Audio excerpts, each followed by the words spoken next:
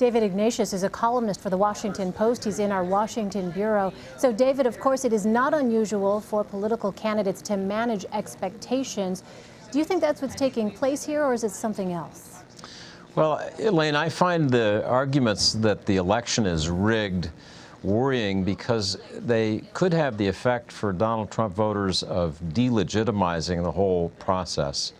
And that sets up the kind of bitter post-election politics, assuming that the polls hold up and that Hillary Clinton wins, that's very divisive and bad for the country. Typically in elections, even when they're very close races, candidates have avoided this kind of argument that was rigged, it was stolen. Famously, in 1960, Richard Nixon faced a choice about whether to complain about the Kennedy campaign's supposed stealing of votes in Chicago. Some fascinating material in Nixon biographies about how he avoided precisely this kind of argument about a rigged election because he knew it would be bad for the country. Looking at Trump in the last couple of weeks, one thing that seems clear is that when he's having difficulty, when he has a bad debate, he blames the microphone wasn't right. When his poll numbers go down, it's rigged. You didn't hear that kind of complaint when he was doing well in the GOP primaries.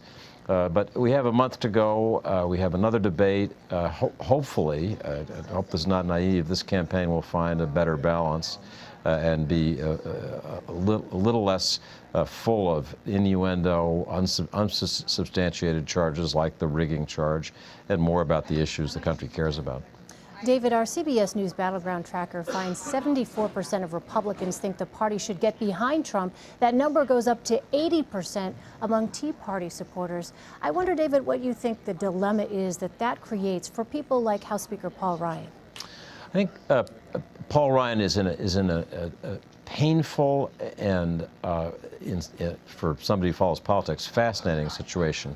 He has to think about two things. He has to think, obviously, about Donald Trump, the GOP presidential nominee, and how he'll do. But he also has to think about helping Republicans keep control of the House of Representatives. This is his caucus. He is their speaker. He was put in as speaker after a terribly divisive period under John Boehner.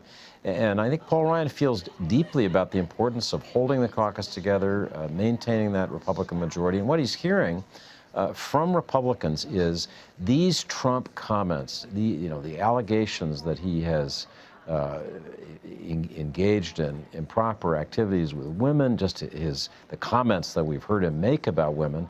People down ballot, people running for re-election for House seats in marginal districts are upset and are looking for some way out. I counted a total of 15 Senate Republicans and 20 House Republicans who over the last 2 weeks have indicated they will not be voting for Donald Trump themselves or otherwise backing away from his campaign because they're frightened about the effect on voters. So that's what Paul Ryan is reflecting. He's reflecting the members of the Republican caucus who are worried about seeming too close to Donald Trump.